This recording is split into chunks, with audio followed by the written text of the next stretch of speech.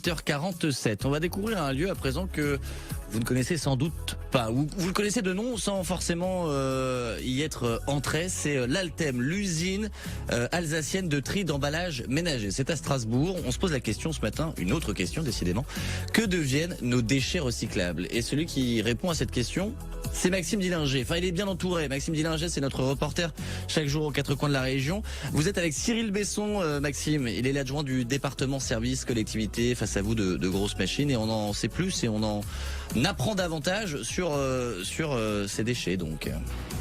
Oui Hubert, c'est ce qu'on appelle la mise en balle. Cyril, c'est la dernière étape dans la chaîne du tri. La mise en balle, c'est quoi concrètement ?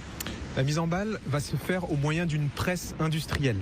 Toutes les matières qui ont été produites sorties cabine de tri vont être chargées dans cette presse.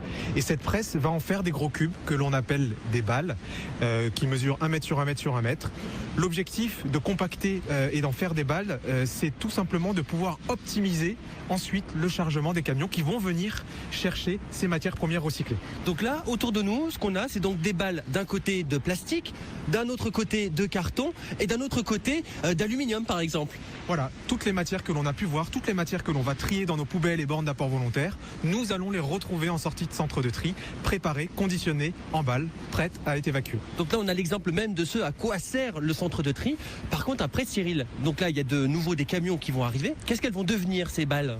Nous, notre mission en tant que centre de tri, c'est de charger ces camions avec ces balles. Et ces camions vont acheminer ces balles de matières premières recyclées vers des usines de valorisation où la matière va pouvoir être réutilisée et rentrer dans un nouveau cycle de production. Comme une matière première. C'est une matière première, effectivement. La boucle est bouclée. L'intérêt du geste de tri est vraiment de donner une nouvelle vie à nos emballages et nos papiers. Alors avant de se quitter Cyril, les 3 conseils pour être un bon trieur à la maison. Alors dans les 3 conseils, je dirais qu'avant de mettre les emballages et les papiers dans la poubelle jaune ou la borne d'apport volontaire, il faut bien les vider. Ouais. Deuxième conseil, c'est de ne pas imbriquer les emballages les uns dans les autres. Il ne faut pas bourrer du carton, du papier dans une boîte de conserve, par exemple.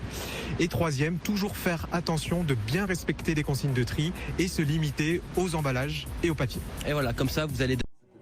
Cyril. Bon tri, merci Maxime.